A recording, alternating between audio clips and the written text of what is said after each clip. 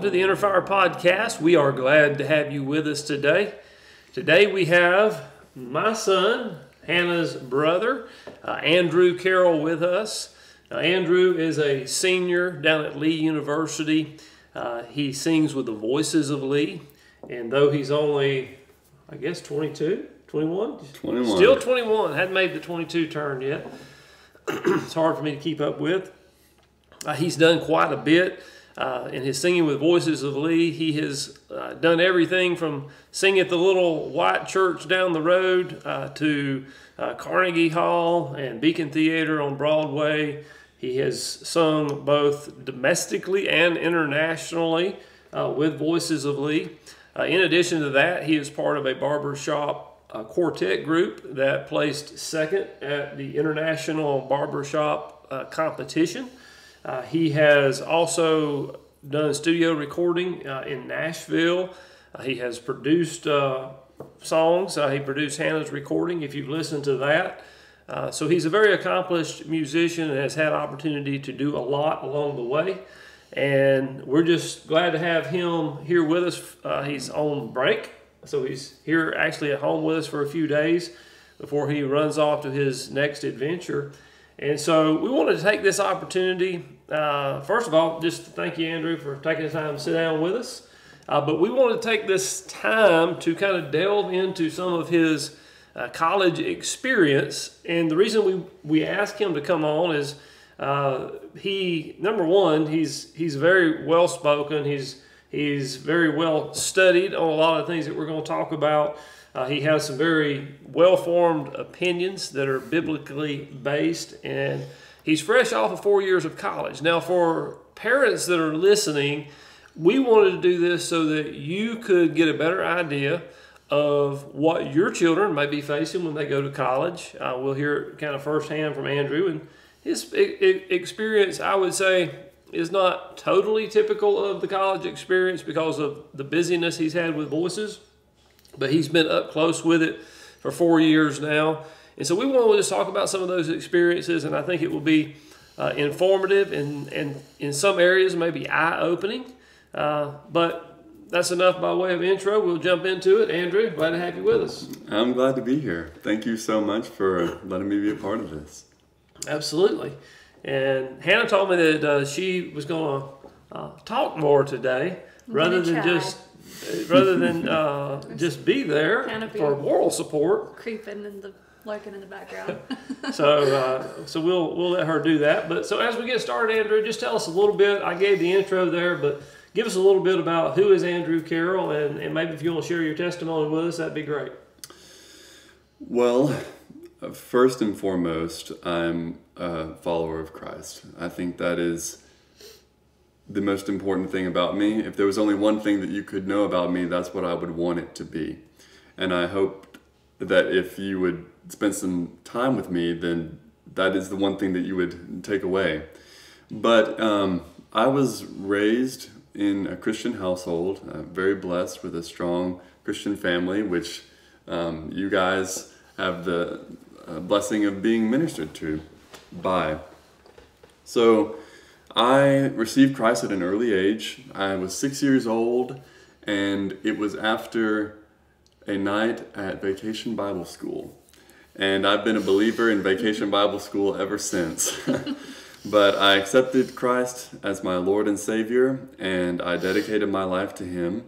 And since that day, He has been the supreme authority in my life. And I have done many things, but ultimately they're all dedicated to Him.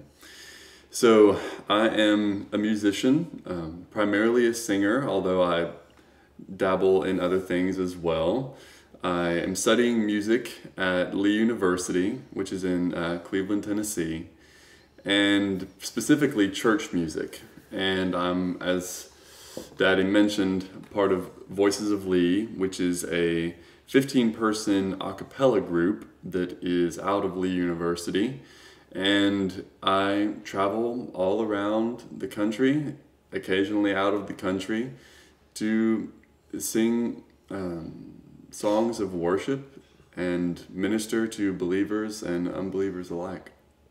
So Voices of Lee, is a very well-known group. As we've said, y'all have traveled very widely, had some really great opportunities, met a lot of good people along the way.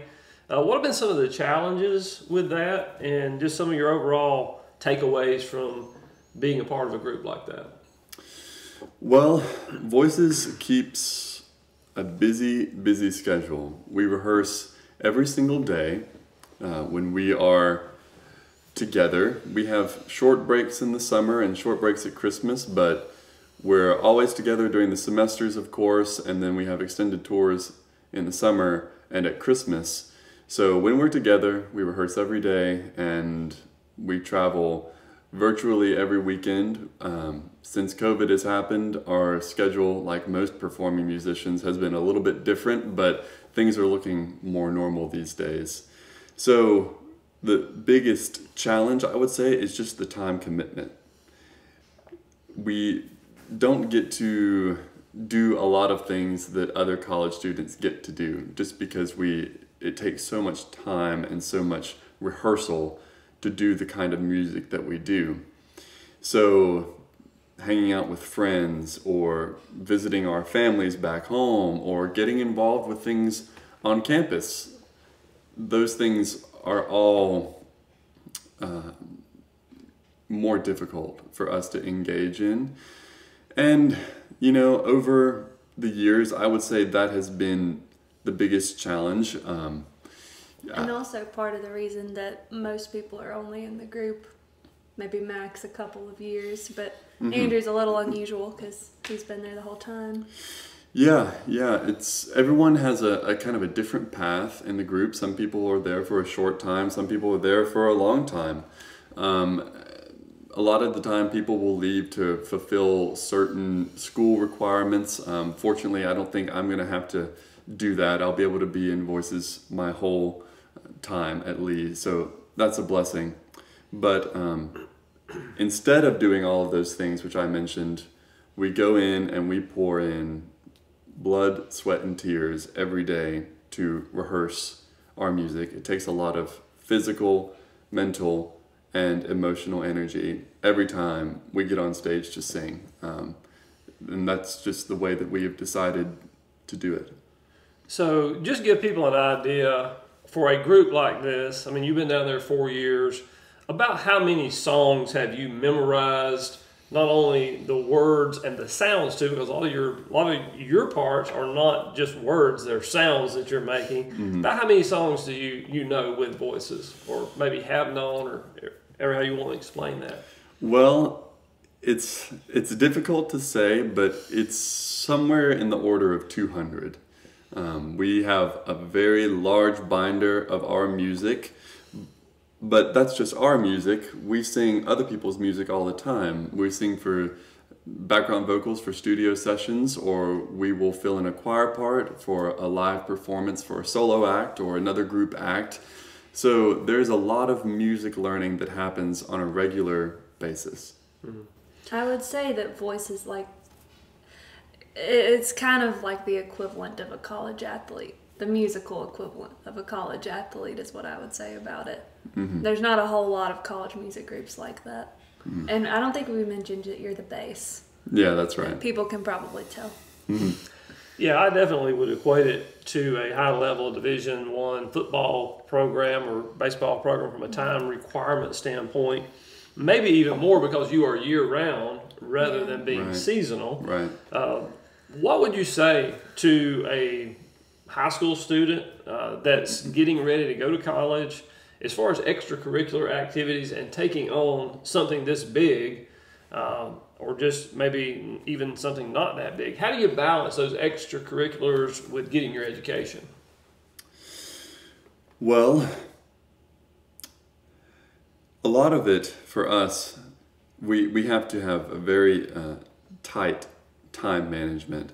And I know for myself, I'm in Voices and in school, but I'm also involved in some other things. And pretty much the point that I have come to is if I don't have to do it, then I can't.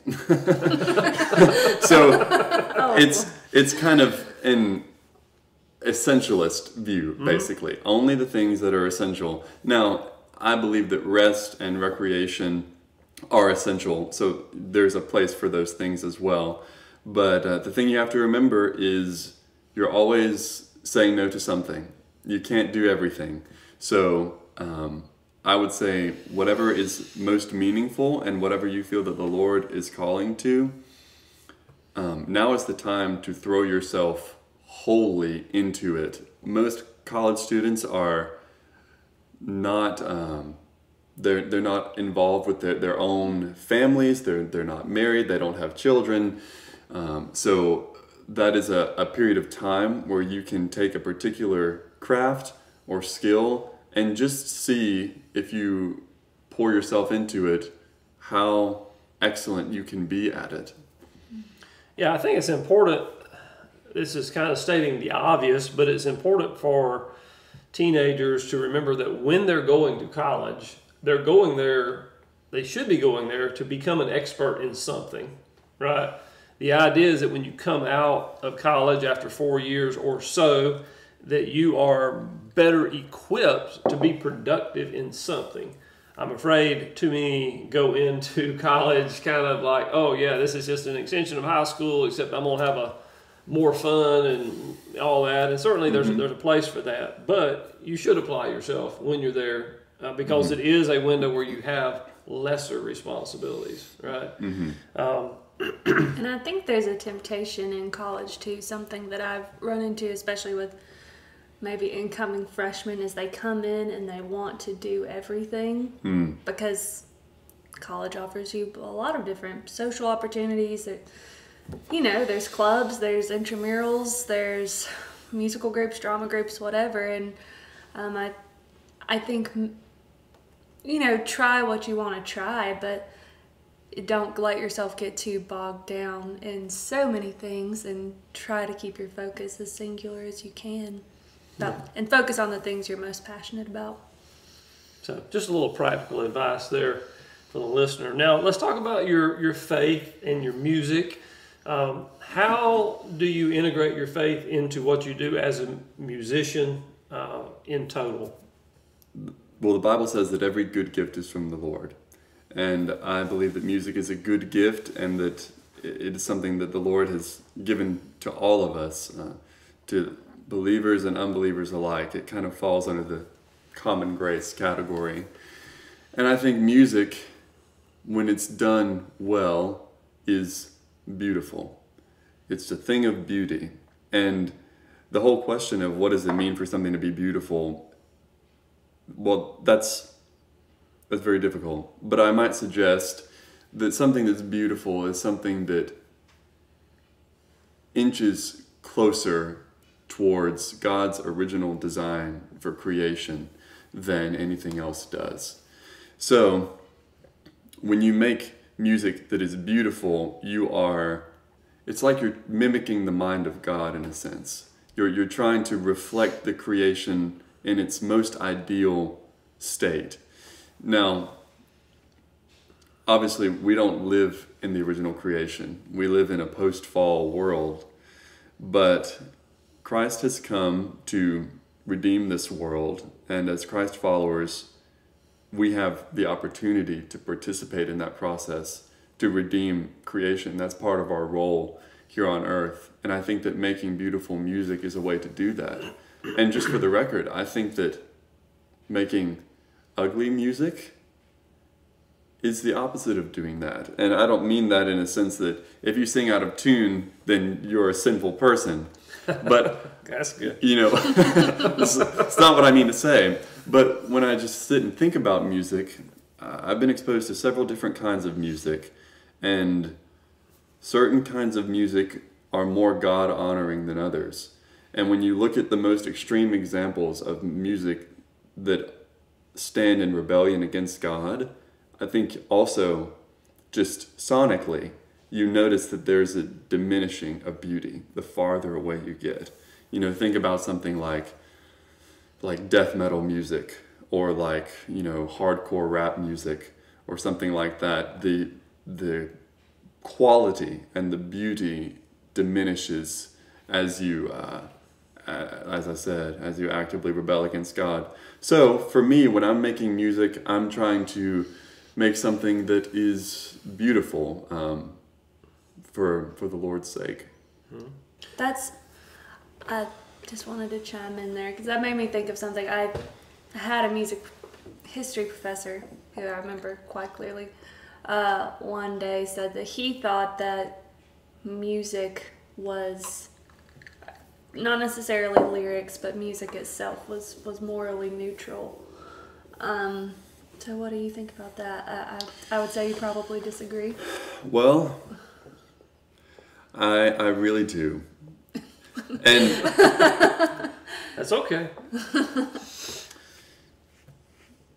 when you think about the major shifts that have happened in society, they're always accompanied by their own music. Think about the hippie revolution in the 60s. Even the Nazis had their own music. Every movement is accompanied by art. And I think that art moves people in a way that words and articulated things really cannot.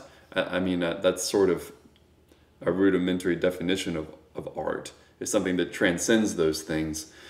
So I would say that it's not really neutral. And I think that there's a right way and a wrong way to do it.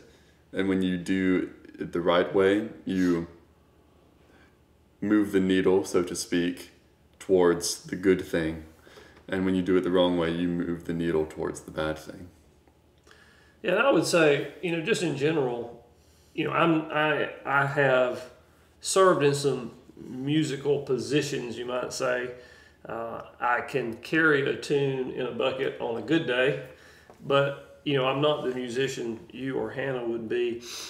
I'm a trained engineer, and when I think about work in general, from making music to doing engineering, I think all of us are really called to what you said, which is doing something well enough that we point people toward God in it. So if I'm an engineer and I'm discovering how electricity works, what I'm really doing is discovering God's creation, right?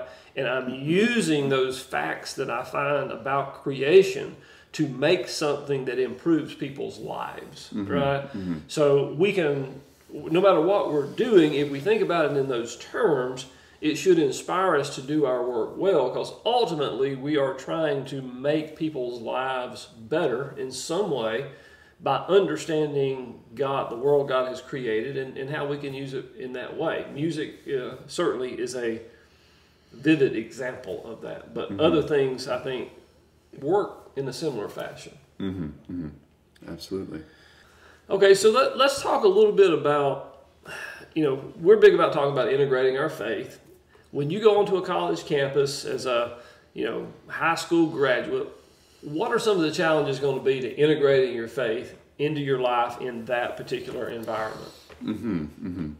Well, I am very blessed to go to a Christian university, and Lee is a really wonderful school, and it's filled with people who are trying to help you do that. But regardless, when you are under your parents' household and you are under your home church, there is a social reinforcement that really assists you in staying on the right path. And when you go to college, that's not there anymore. If you go to church, more likely than not, it's because you've chosen to go. There are not so many people telling you that you must. If you read your Bible every morning, it's the same thing. It's because you chose to. So, when I was in high school, I would hear these people say, I didn't know who I was until I went to college. I found myself in college, and I would think, I already know who I am, I was kind of a confident young guy. But the thing is, in order to know who you are, you have to watch yourself live when it's only you, when no one's watching, when no one's standing over you. That is a kind of self-discovery that I think just about everyone experiences in college. So when you leave that nest, just know that a lot of your responsibility for your own faith and your own spiritual well-being that has previously been shouldered by your home community is going to fall more on your shoulders. And if you go to a Christian university, there is going to be likely more support around you. And that might be a good reason to go. I don't think that everyone has to go to a Christian university, but I'm very, very glad that I did. And I think that I needed that. And I think that it's been very beneficial for me. And I think my influence has been beneficial for the people around me who are trying to do the same thing that I am. So what you've just described, I have a story myself when I went to college that kind of made this a reality to me, because it's a silly story, but I went to the store. I lived off campus in a house that I rented, and I went to the store, bought a bag of cookies. I came home, started eating the cookies, and I'm like, there's no one here to tell me to stop eating the cookies. I can eat the whole bag. That's the freshman 15. And nobody knows anything. Nobody will know, or nobody will care. And whereas before, mom would have said, okay, hey, you've had enough of those, let's put them away. Yeah. And that's kind of the reality in all area of life once you hit college campus. Now, as far as just that part aside of getting this newfound freedom, what are the challenges on the college campus for integrating your faith? Just whether it's time management or circumstances you find yourself in, or influences, or whatever like that. What are those challenges to integrating your faith that they're going to run into? Mm-hmm. So you mentioned time management. I mean, people say it all the time, but to be honest, it's a legitimate problem. You're probably going to be busier in college with your classes, especially around things like midterm and final season. And maybe you find that you don't have time to spend with the Lord, or at least you don't feel as if you have time to spend with the Lord.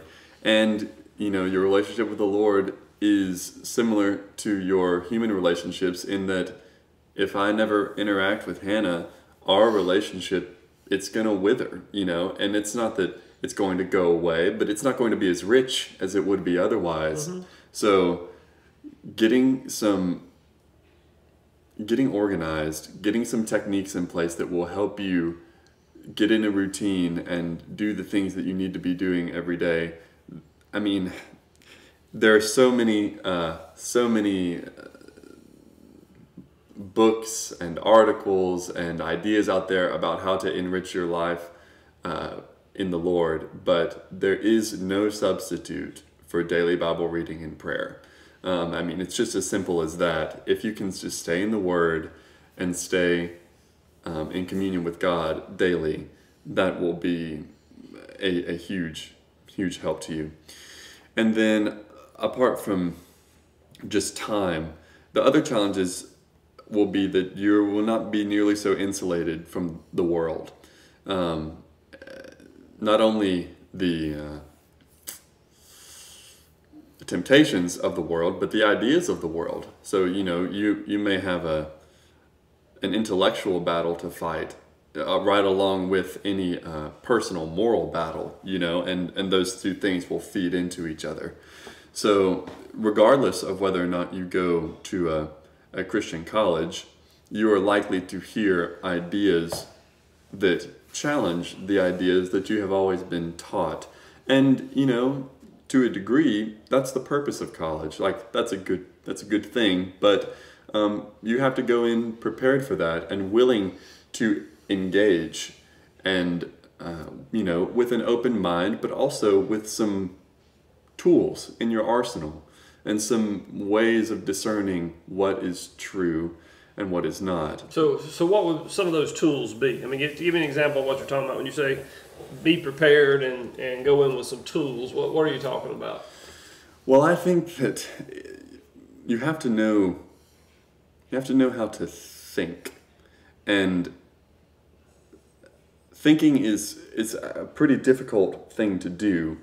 You know, a lot of the ways that people think, most often I think people just talk. Talking is a great way of thinking.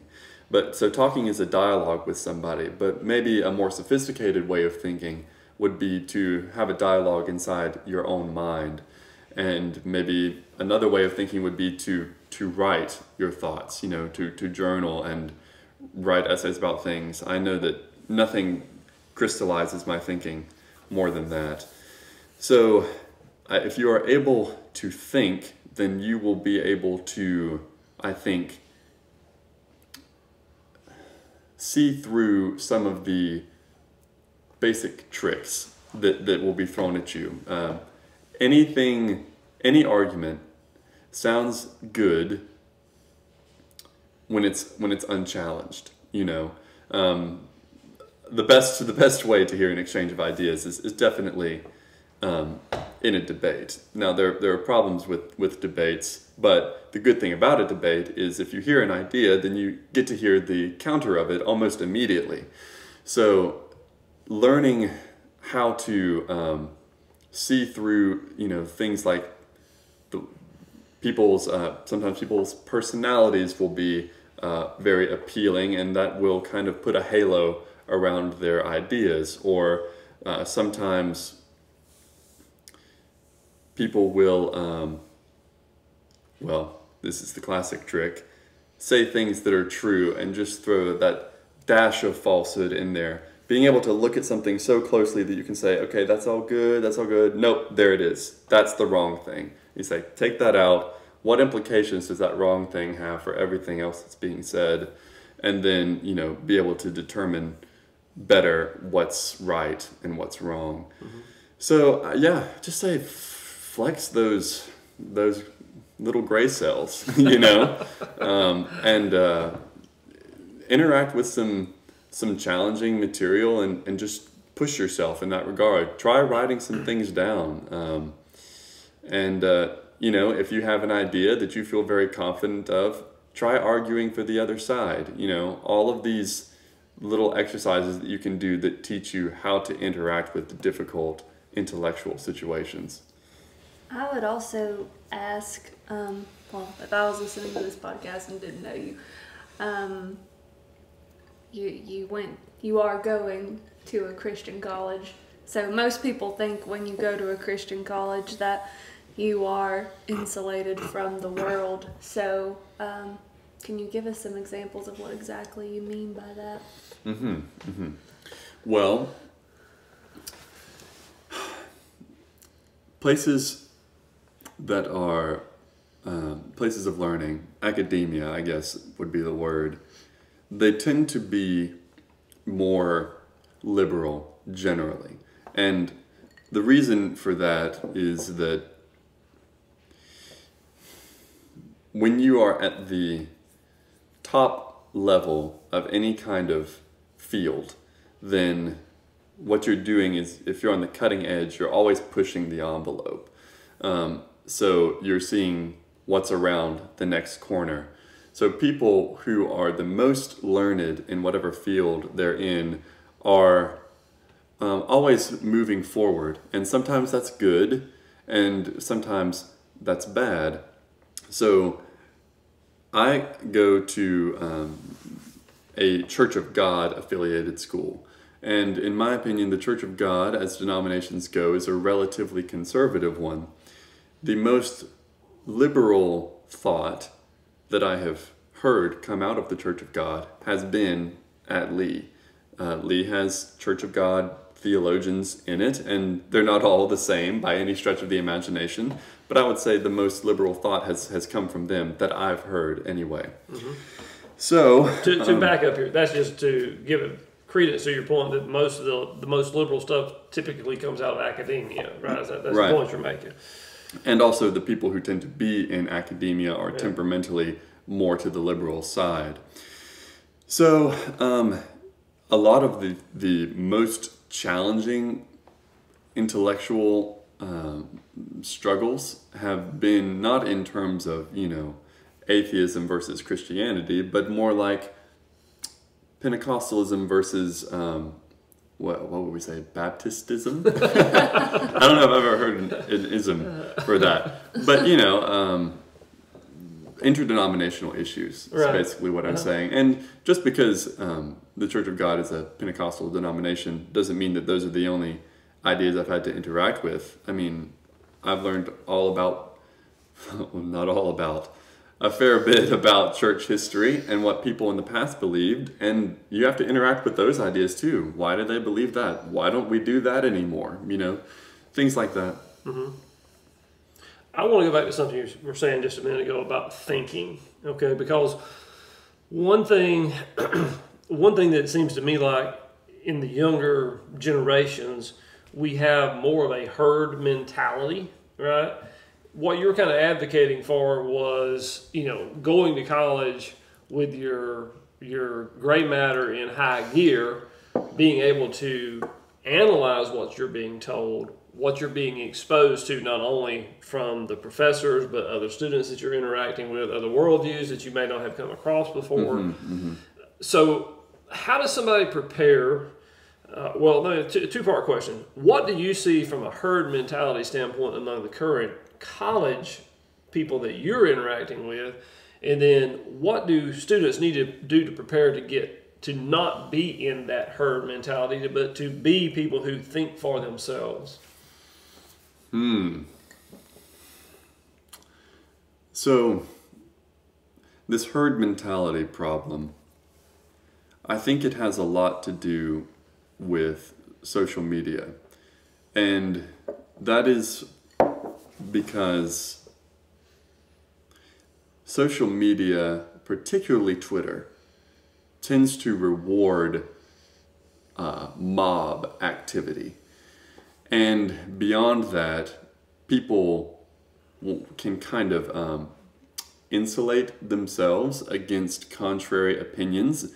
And if an opinion is deemed bad enough, the person who has the opinion can just simply be canceled. That's something of a new development these days. So people can create echo chambers for themselves where they get in their little niche and they're just continually confirmed in it, and confirmed and confirmed and confirmed and confirmed.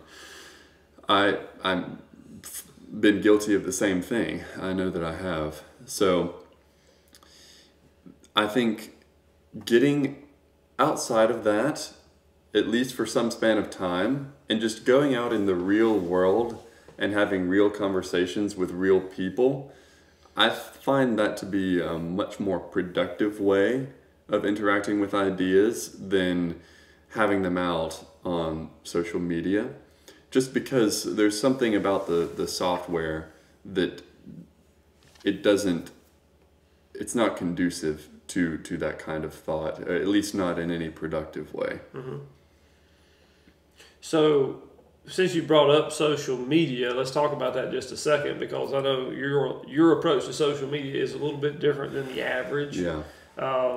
What are you doing with social media, and why, and what has been the outcome? Well, this has to do with what we were just talking about. I had restricted my social media access in the past, mostly for productivity purposes, because, it's easy to waste time on there. And if I understand it correctly, they're even designed to hijack your pleasure system so that you become addicted to them. So I had kind of deliberately restricted my access just to get stuff done. But then COVID hit, and I came home, and that span of time when I was home, it was kind of like I hit the reset button on my life, and I just kind of had a big refresher, and I started to think a little bit more clearly about a few things. And I believe around the time, I think it was George Floyd's death that affected this. Something happened on social media. It was on Instagram mostly, of people posting a black box. And I had never witnessed anything like that, just in terms of the peer pressure of it. And I saw all of my friends doing it, and I didn't know exactly what it was meant to achieve. And although I can't articulate it fully, something about it really disturbed me. And I said, that's it. And I deleted all of my social media accounts. And so roughly a year ago, yeah, you deleted Instagram, you deleted Facebook, you deleted Twitter, you deleted Snapchat. Snapchat Came a little bit later, but yeah, that one too. Okay. So I just want to be specific about what you have gotten rid of. Mm-hmm. So what's been your experience having been off of social media for a year, and what can you comment on that somebody listening that may be thinking about doing the same thing? What would you say to them? Well, first of all, this is anecdotal, but I will tell you that it's one of the best decisions that I've ever made. It has affected positive changes in my productivity, in my walk with the Lord, in my relation with other people, and the list goes on. I have a bit more of a sense now that I live in the real world. Mm-hmm. And there's this interesting theory that I've heard that I find very compelling, that there's a war going on between people that have real world primacy and people that have internet primacy in terms of the domains in which they live most of their lives or have their most meaningful engagements. And that's if it's right, the implications are huge. And I would say if you're going to try to do that, or if you're considering it, I would say don't take the leap of deleting everything just yet. I would say take a month off, or if you can't stand to do that, take a week off and just see what happens. Now, and do it with somebody too for accountability. Yeah. Because when you did that, it actually came right off the heels of you agreed to do a social media fast with me. Mm-hmm. So I would recommend find a buddy to do it with if you can. And let's say you do it for 2 weeks. When those 2 weeks are over, write down what happened in those 2 weeks. Because if you don't write it down, it doesn't matter what happened in those 2 weeks, you will forget it. We are very forgetful creatures. This thing that Hannah's talking about, Hannah and I, we did a week of fasting from social media and entertainment. Yeah. And I wrote in my journal what happened that week. And every time I go back and read it, I just did it yesterday, my mind is blown and I think, my goodness. So you have to, if you gain insights, you have to record them somewhere because you will forget them. And if you decide that it's doing more harm than good, then just let it go. And here's a fun thing that you can do that I did. Don't tell anyone and see if they notice. I'll bet you that almost no one will. And the reason that almost no one will is because, unfortunately, you're not as important as social media would have you believe that you are. Well, that's pretty insightful. I guess I won't hang here for just a second because I do think it's a very important topic. I don't want to get hung up on it. Just a couple more questions along these lines. Can I say something before you do? I need to throw in a caveat here. Yeah. When I say you're not as important, what I mean is you're not, your ideas and what it is that you have to say does not bear as much import in the minds of others as you might think that it does. We have this joke, we had it back years ago, because my brother Jacob, we took our Instagram accounts very seriously, and we would say things like, my 43 followers need me. They need to see this. They need to hear what I have to say. But apart from that, I believe that the things that we do are extremely important, and maybe even more important than we can possibly fathom. So I'm not saying that you're not important. I'm just saying maybe your social media presence is not so important. Yeah, I think the point you're trying to make is that we have come to put so much importance on what we present on social media, right? How we look to others on social media. In reality, what we're saying is the facade that we present via social media is actually more important than the real person that we are outside of social media. So we get out of kilter in that facade becomes more important to us than the real person. The real person is really the important part. What goes on social media doesn't really carry that much weight because we imagine that our influence is a lot larger than it actually is. Mm-hmm. So for people who may be scared of deleting or getting off of social media, I mean, you're a 21-year-old in a social media world. You don't have social media. So, I mean, how are you surviving? I mean, people would think, I mean, I say that in jest, but many people think, hey, I wouldn't be able to keep up with those that are important to me. Yeah. I wouldn't know what was going on in the world. Social media has created some kind of a fear in us that if we were to get off of there, we would somehow be missing out on some part of the world. I mean, can you address that at all for someone who's, I mean, you've been off for a year? Yeah, absolutely. So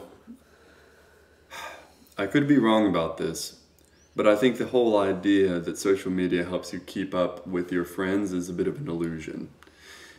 You can keep up with the major events in their life, sure, but does it tell you how they're actually doing? No, it doesn't.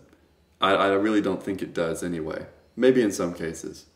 But what I do to keep up with my friends is either I will, reach out to them and, maybe go out and get some coffee with them or just spend some time with them. But, I have a lot of friends now that live in other states, is I'll just call them and talk with them for about 20 minutes and see how they're doing.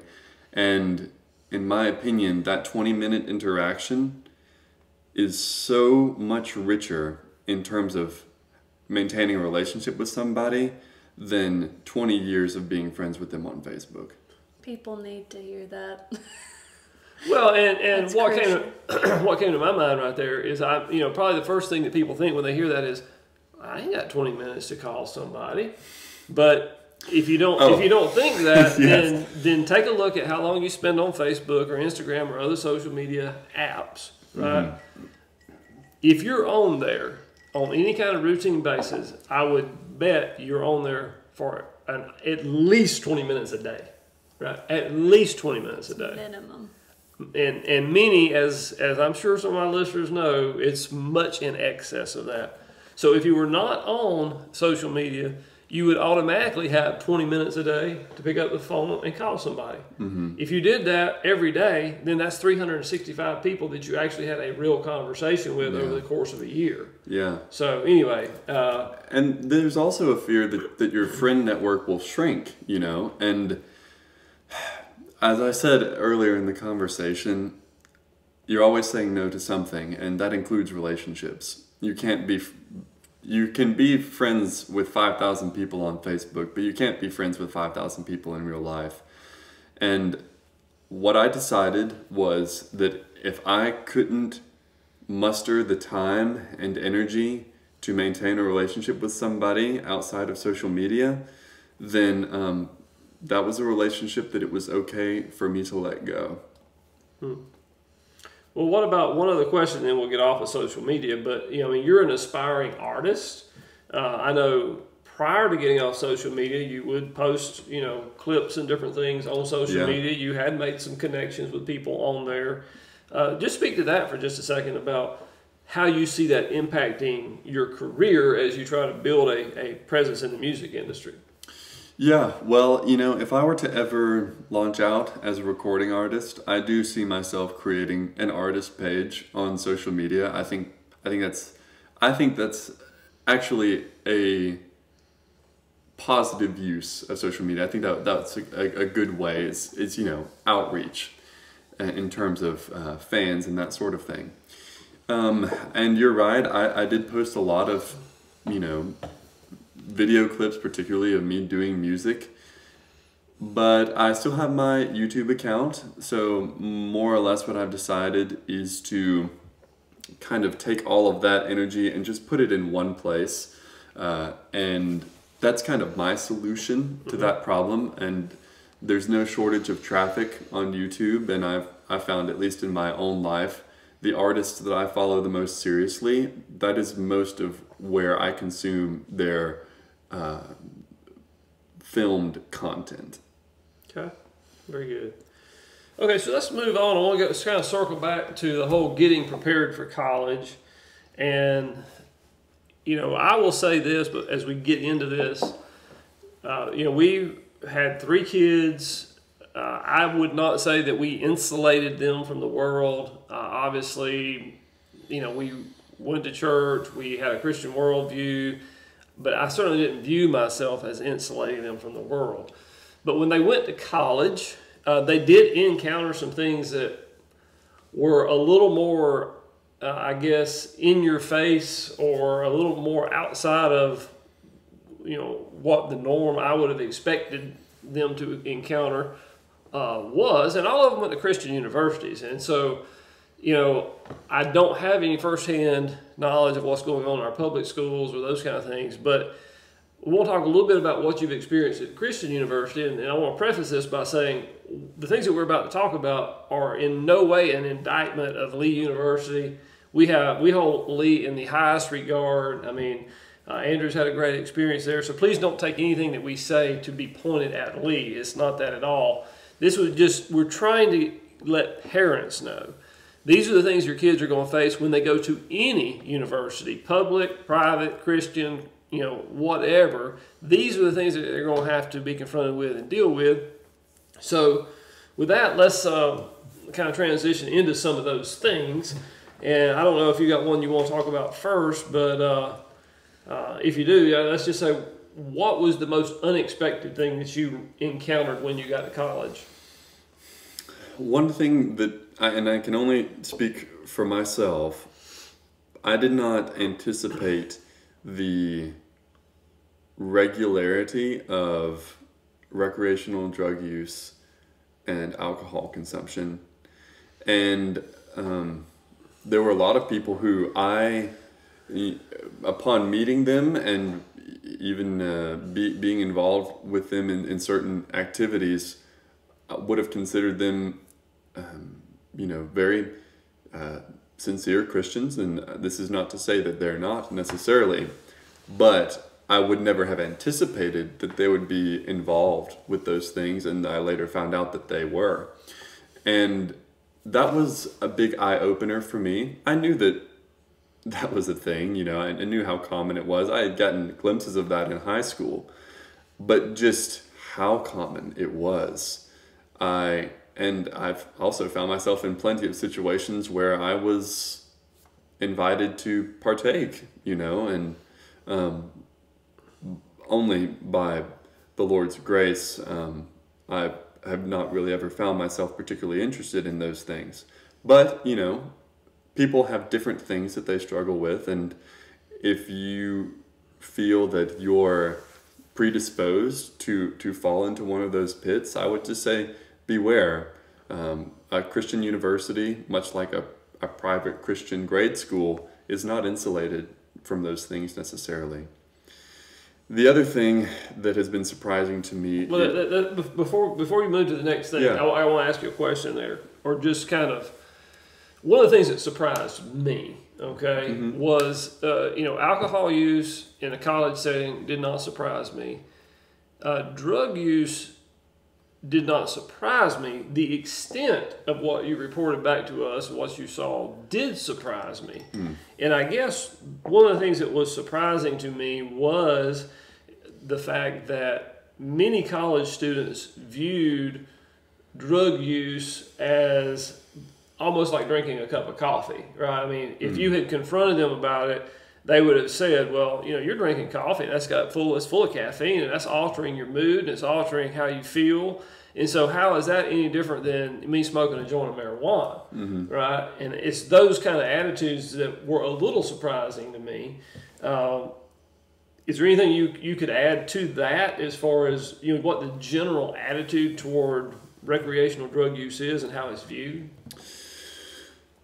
Well, I think it's a lot like you described, and those points need to be addressed, and maybe that will maybe an honest analysis of those questions will leave us at the point where we discard one thing and not the other. Maybe it'll leave us at a point where we discard both things, or maybe it'll leave us at a point where we embrace both things. I don't know, but you can't really know that ahead of time and still have an honest discussion about it. But yeah, I definitely encountered that, and I would just say,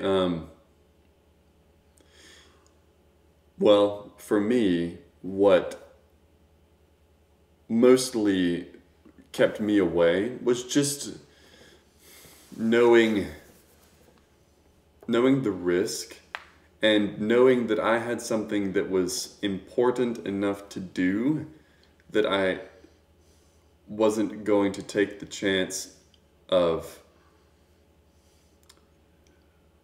letting it fail just because of those things, just to, not be the weird one in a social environment, or of course to experience the pleasure of consuming those things.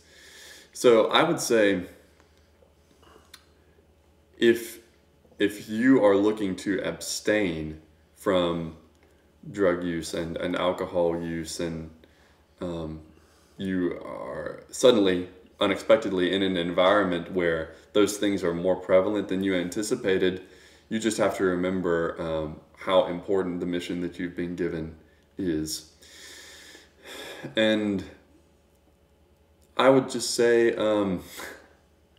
things are rarely what they seem.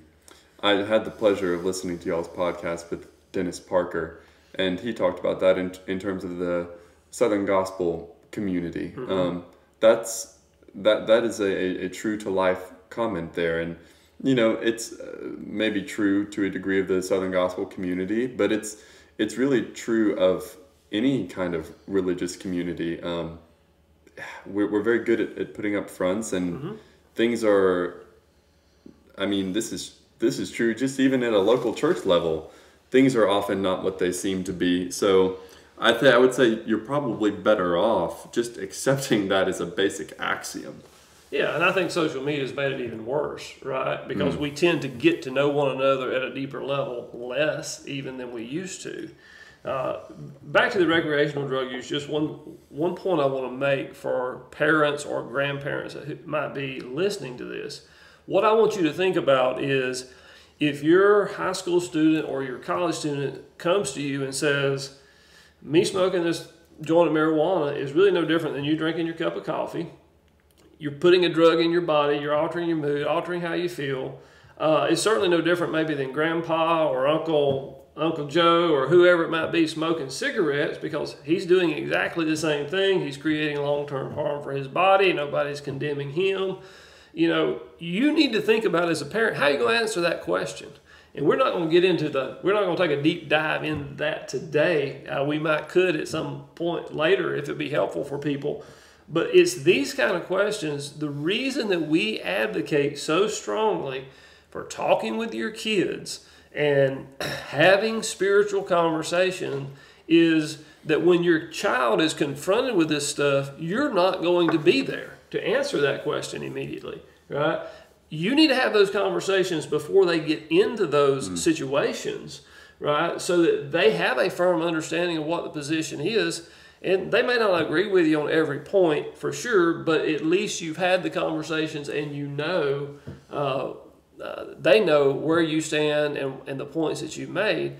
And I'll just tell you, some of these things are not easy to talk about. They're difficult because, unfortunately, we draw some lines that are not as black and white as we think they are. Yeah. So anyway, enough on that. Let's move on. You were about to say another issue that was a little surprising to you. What you got there? One thing that I've been surprised by is the number of LGBTQ plus people that I have come across in my college experience. Now, as we said before, that's not necessarily reflective of Lee University and their stance. In fact, there's just recently been a controversy at Lee University in which Lee University has been compelled to restate their basic stance, and as far as I am concerned, it is the biblical stance. Regardless, I've just come across a lot of people who live that lifestyle, and I don't want to be disrespectful to anyone who is dispositionally homosexual or anything like that, who is trying to find the right way to be. I don't want to trivialize that struggle, but I will say that I have come across many who are dispositionally homosexual or otherwise and live more or less openly in that lifestyle.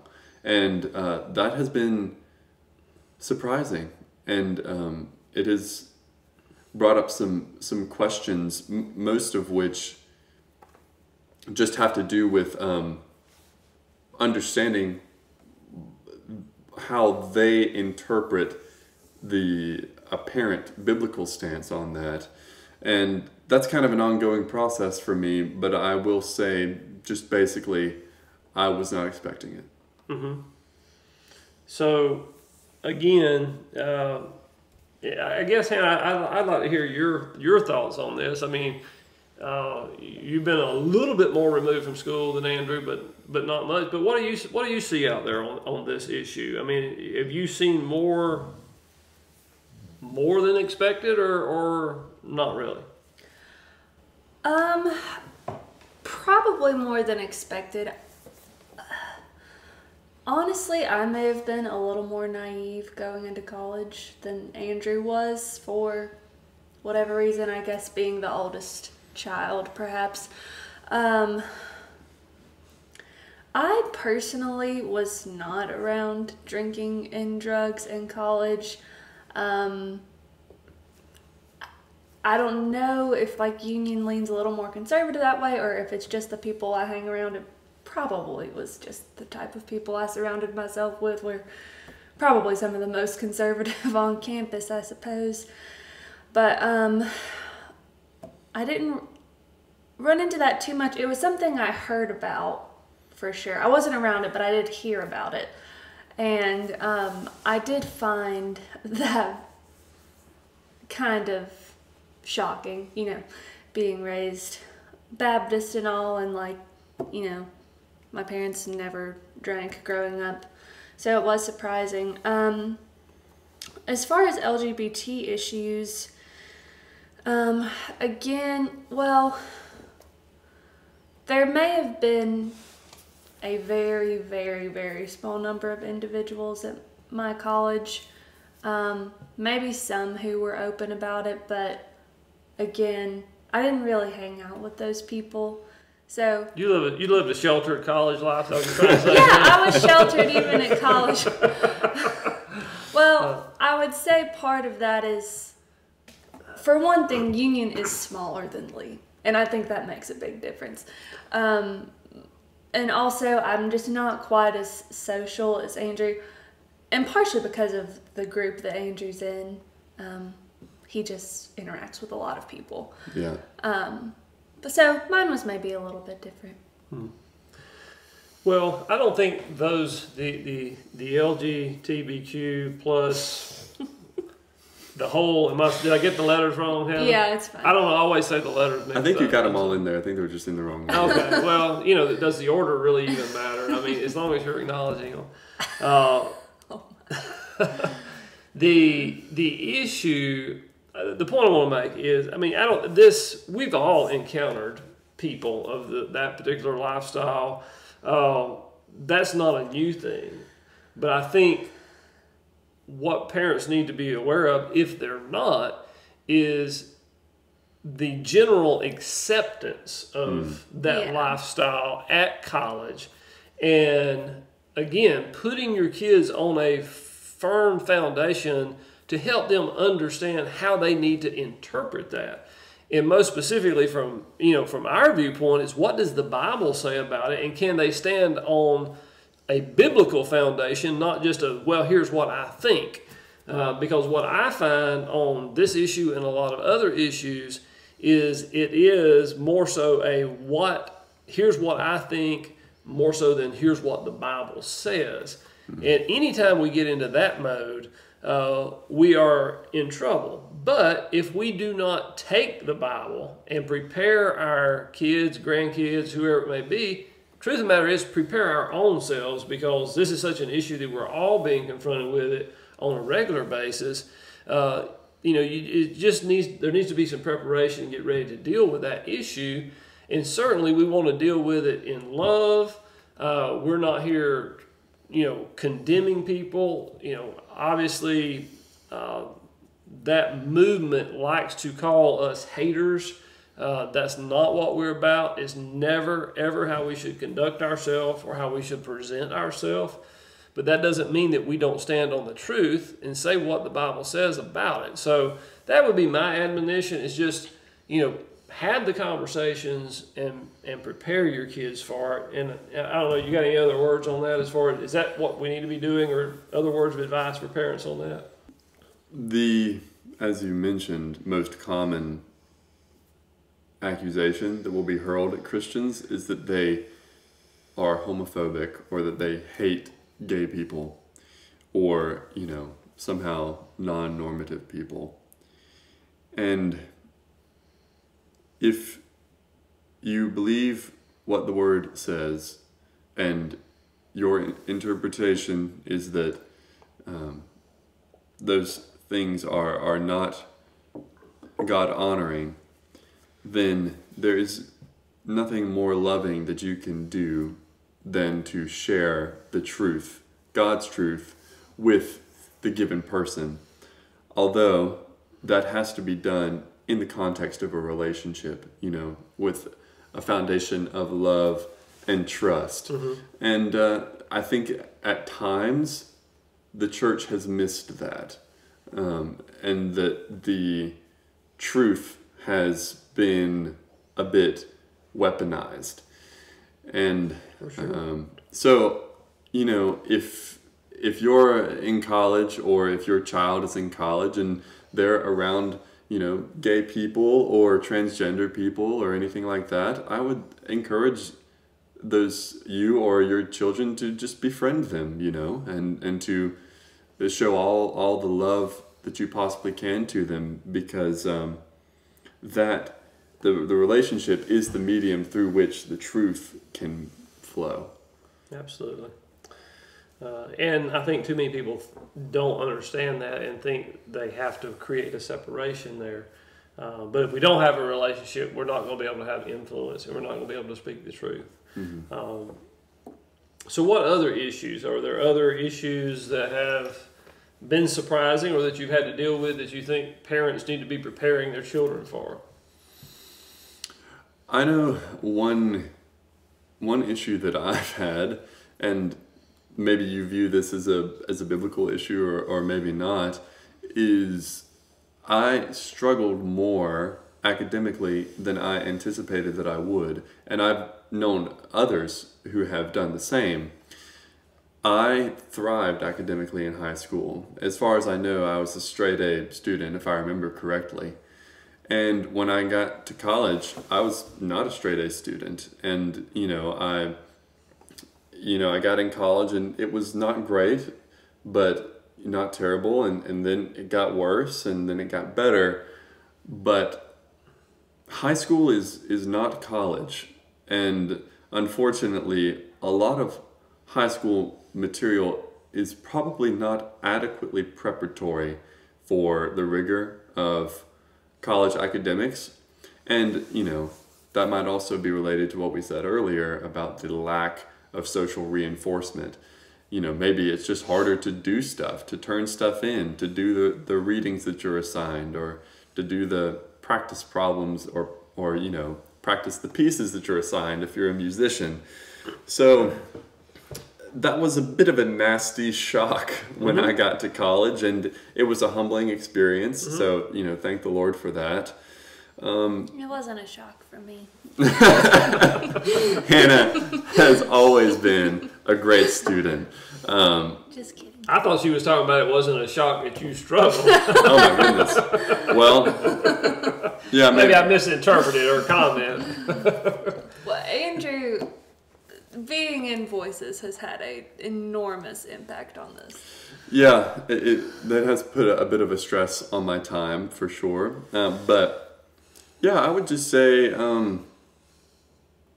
college, naturally, it's higher education. It's a higher level of academic rigor than high school. So bring your A game and expect to do things that you've never done before. Be prepared to work. You need that work ethic developed. Certainly, the kid who can fly through high school without ever bringing a book home, that will not work at the college level. And so, you know, I have found, quite honestly, it's some of those kids that have had the most struggles in college because high school was so easy for them, they did not have to work at it. And so sometimes the B and C students in high school do better than the A students just because they already have that work ethic established. So let's talk about a little bit more of a sensitive issue, I guess. Sexuality, pornography, premarital sex, those kind of issues. Maybe pornography is a good place to start as far as attitudes toward it and those kind of things. What have you seen on the college campus along those lines? I have seen a lot more acceptance than I anticipated. And I'm not going to be too specific about this, but there have been a lot of times when in my efforts to remain pure and only conduct myself sexually in a way that is honoring to the Lord, that I have felt very alone and that I have just had to hearken back to home for that support. And that has been difficult, but enlightening, very enlightening. So, you know, I want to hone in on the pornography issue just a little bit. Reason being is, you know, I've done some recent research on this, and the number of men that sit on a church pew every day who view pornography regularly is really staggering. Yeah. I saw the other day that over 30%, over 33%, I think, of men routinely view pornography that also are regularly in church. I mean, that's somewhat of a shocking statistic to me. It'd be much more than that in college too. Yeah, and so what I want to talk about is not so much specifics about anything, but just the general attitude that you've encountered toward pornography in college, particularly for you, obviously among the male students. Is it viewed as something to be feared, something to be avoided, or what's the attitude towards it? Well, this problem, it starts before college, it's manifested in college, and it continues after. And that is, it's hard to nail down a particular attitude about it because it's so rarely discussed. Here would be my guess for the average college male going to a Christian university. Here is what they know about pornography. They know that their pastor's never talked about it. He's never preached a sermon on it. Maybe he's mentioned it in a long list of things to avoid. And they know that everyone around them does it. That's not a good combination. Men, we are in such a hostile environment for men in terms of pornography. You know, if let's say I wanted to go snort some crack cocaine, and I decided, you know what, I don't care what happens, I'm gonna do it. Well, here's what I would have to do. I would have to find someone who snorts. I'd have to find out who their dealer is. I'd have to find their dealer, and I'd have to pay them a large sum of money. I'd have to figure out how to do it, and then I'd have to do it.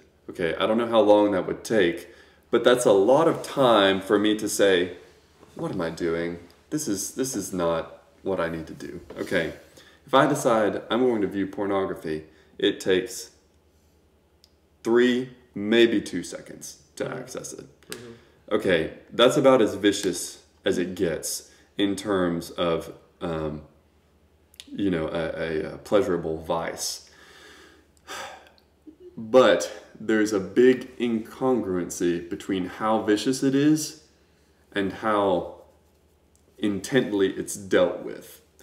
Young men are just not getting the support they need. And I know that like any kind of pleasurable vice, the only thing that can really help a person overcome it, especially if they're like down in the depths, in the grips, is people around them to help lift them up.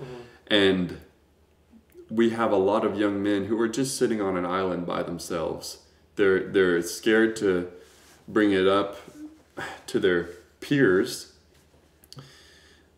but much more so, they're scared to bring it up in church. You know, I mean, not exactly something you want to bring to your pastor that you're involved in, right? Yeah, I mean, listen, a good way to make a room go silent, I guarantee you, you're sitting at your church small group and you say, please pray for me, I'm addicted to pornography. That is not going to go over well. Even if you were to say, I'm struggling with alcohol use, it's like people understand that. They're aware of it as an issue, and they know how it is that people can deal with it. They can say, well, you can do this, or I know this person that does this, and I can help you with this. And I'm not saying that there are no resources out there for men who are struggling with pornography. And just for the record, men are not the only the only part of the human species that struggles with pornography. I was just gonna throw that out there. That, I mean, I'm a woman and I have several women close to me who have struggled with this, so it's not just men. Yeah, it's not just men, but basically the point is. So, I'm sorry. Go ahead. It just has to be brought out into the open. Okay, so I guess that's the best way. I mean, my question was going to be, how do we deal with this, right? Because, you know, I think it comes back to having conversations. I mean, it sounds so simple, but it's the best way to deal with these issues. You have to take your young boys, your young girls, once they hit puberty and start getting interested in these things, you have to sit down and have some talks about it. You have to monitor what they're viewing. And, you know, I'm of the particular opinion is that there's no way you can build a cocoon around them, right, so that they're going to be shielded from it. You're going to have to educate them on how to deal with it. You're going to have to build some accountability systems to help them deal with it. And you're going to have to keep it out in the open, or else, I mean, as soon as this issue goes underground and is not talked about, it's just about history. I mean, you just about have lost the battle at that point, because what is done in secret can be continued, right, until it becomes a major issue that affects marriages, it affects home life, kids, all those kind of things. So I think the first remedy is simply having those conversations. And something that I would add to that, I agree wholeheartedly that this begins in the home. And I appreciate the difficulty of discussing it in public spaces, because if there's anything that's private, it's sexuality.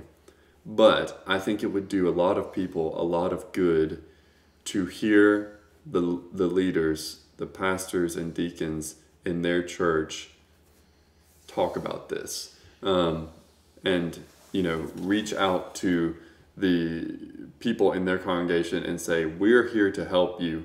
You know, if you have an issue with this, please come to us, or, you know, make it a topic in a men's Bible study or a women's Bible study or something like that. Just make it a part of church life, because whether it's a part of church life or not, it's a part of everyday life. Mm-hmm. What have you seen? And I think one of the things for Christians that they have to deal with is that many people who don't hold a biblical worldview, or non-Christians, or maybe even some people who would say they're Christian, actually don't have a problem with it, right? Uh-huh. They do it they view pornography without any condemnation or without feeling any guilt. Any thoughts on how you deal with that? I mean, I guess I'll let you. I've got some of my own ideas, but what are your thoughts, especially for college age people? Mm-hmm. Well, of course, the first step is you have to know what the Bible says, and pornography is not explicitly mentioned in the Bible, but if you read the Word and you build your relationship with Christ, I think that you can discern the heart of God on the issue, and you can point to particular scriptures that indicate that heart on this issue. So that's the first step, and then the next step is the Bible says not to cause your brother to stumble. If you are in an environment where there is a lot of acceptance and you are doing everything that you can to abstain, then it could be that your brothers are causing you to stumble. You might just need to get out of that environment long enough to get some kind of mastery. I know that people who are addicted to alcohol, for example, sometimes in order to overcome their addiction, they have to change their entire life, because everything in their life has a circuit in their brain associated with it such that it causes them to crave alcohol. You know, all their buddies are alcoholics. Their routine is after work, they hit up the bar, you know. There might have to be some big changes, and apart from that, speak truth into the situation with boldness. I think there is a bit of an intuition, at the very least, that pornography is harmful. And of course, there's scientific data to indicate the same. Know the issue, and when it comes up, be bold and, you know, be a part of the momentum that turns the tide the other way. Mm-hmm. So that kind of covers quite a bit of ground there.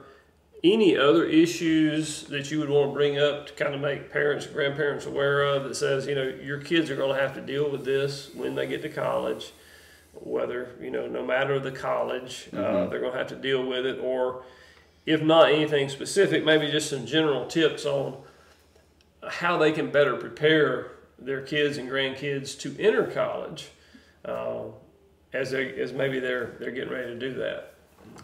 Well, I mean, perhaps this is obvious, but when people are at college, there's no shortage of opportunity to be promiscuous with their fellow students. And especially when people get into a committed relationship, there's always a temptation there, even if they're in a very safe environment. But, you know, when people are in college, maybe their faith is not as strong as it has been, and that social reinforcement isn't there. There's no one to tell them that they can't do anything. So that's just another issue where if you want to remain chaste until marriage, you can't wait until you're in the moment to begin approaching the issue in a nuanced way. It has to start beforehand. Yeah, you need to have your mind made up and your position well established before you ever arrive there. Mm-hmm. So how can, if you got any advice specifically for parents, and Hannah, you're happy to weigh in here, but any advice specifically for parents or grandparents? I mean, what did we not do enough of to prepare you, right? What should other parents and grandparents be doing, maybe that we did that you don't see in others, that would be helpful for them? Can you point out anything along those lines? I mean, I would just say that growing up, there was just a very solid foundation laid of being in the Word every day, praying together every day. And I know that seems so simplistic, but I just don't think everyone does that. And so I would encourage families to do that for sure. Mm-hmm. Well, one thing that Innerfire emphasizes a lot is having spiritual conversations, and I feel so blessed that I had the opportunity to engage in a lot of those spiritual conversations before going off to college. I can't even know the degree of benefit I received from that. And I think having, as Hannah was saying, something modeled, and in particular what I'm thinking about is applying the Bible to decisions to be made. I know sometimes when it came time for us to make a big decision or maybe a small decision, the question will be, well, what does the Bible say about this? And learning the practice of applying biblical truth to everyday life when it's not explicitly stated. You know, I mentioned that the Bible doesn't say anything explicitly about pornography. It also doesn't say anything about movies or TV shows or social media or any other thing that didn't exist when the texts were written, you know. So applying biblical truth to these issues, that's a skill. And it needs to be, first of all, modeled and then developed before people go off and have to confront those issues themselves. Very good. Very good. Let's shift gears just a little bit. I know we've been going for a while, but I know that you and Jacob, particularly, Jacob being our other son, when Jordan Peterson first came on the scene, y'all became followers of his, listened to a lot of his material. I've listened to him myself quite a bit. What do you think it was about Jordan Peterson that maybe captured your attention and captures the attention of a lot of other young people in our current culture? What can you say about that? Maybe something the church could take away from that and be more effective in reaching out to our young people. Well, there's a lot I could say about Jordan Peterson because he's a very multifaceted thinker. And that was part of my attraction to him, was he spoke about a lot of things and a lot of things that I cared about, and somehow he was able to integrate his knowledge about all of these different subjects into a kind of coherent message. But I would say, especially in the beginning, one of my original attractions to him was he was taking things that I knew to be true, and he was digging into the depth and sophistication of traditional values. So, you know, things like your mom tells you, you should clean up your room. Well, when your mom just says clean up your room but doesn't say here's why, well, maybe when you go off to college you say, well, mom didn't tell me to clean my room today. Can't really think of any reason why I would. I guess I just won't. Jordan Peterson would take something like cleaning up your room and say, here's what you're doing when you're cleaning up your room, and here's what positive change it affects in your life. And he would do so in a very sophisticated way. And what I see a lot going on is people are taught traditional values, either explicitly or just by modeling, but they're never taught why traditional values. And I think a big result of that is something that's extremely common today, which is people that are my and Hannah's age will go around suggesting that we remodel the structure of our society from religion to politics, government, social life, completely remodel the way things have traditionally been done, and they don't know the first thing about the depth and sophistication of those things. They don't know about the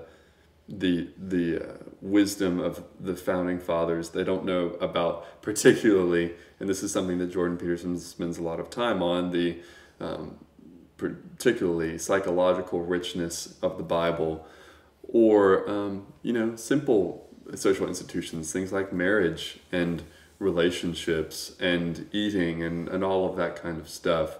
So yeah, just laying deep, intellectually solid groundwork for the things which I know intuitively to be true. So that old adage of when I, as a dad, said, "You need to do this," and the kid asked, "Well, why do I need to do that?" And the dad says, "Because I said do it." Right. Is not necessarily the best answer, right? Yeah. From a big picture view and helping young people make better decisions down the road, Mm-hmm. those underlying explanations of why we do those things are indeed helpful, Mm-hmm. and help us to sort through those things on our own later down the road. Mm-hmm. Mm-hmm. Yeah, I mean, because I'm dad and because I said so, in my opinion, that is the appropriate answer to give to a 3-year-old when they question you, because they're not at a level of sophistication where they can even understand the proper reasoning. But as kids get older, that answer is no longer adequate. And the more it is given, the more likely I think you're going to see some form of rebellion. Good deal. Well, like I said, we've been going for a little while. I want to get your thoughts on Jordan Peterson, maybe some things we can glean there. But kind of as we wind down, you got another semester or so of school left before you graduate. But what's the future look like? Well, I'm looking at a lot of different potential futures right now, and they all have something to do with music, which I'm very, very happy about. I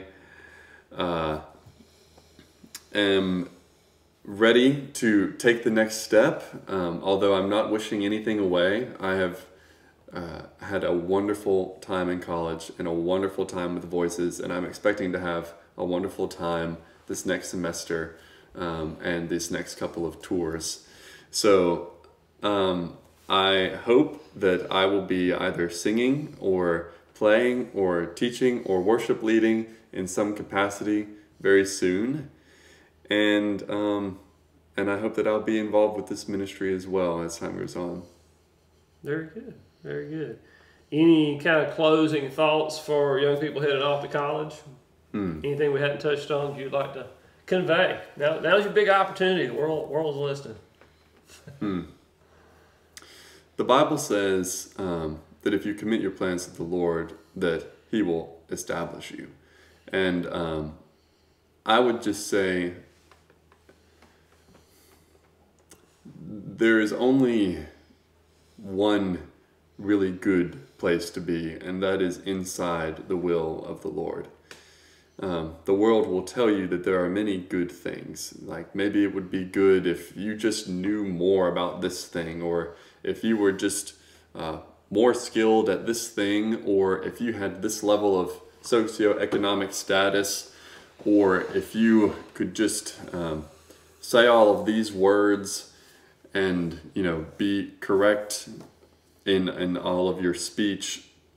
And I'm not going to say that those aren't good things. Maybe some of them are, but they're no substitute for the real good thing out of which all good things flow, and that is the good will of God.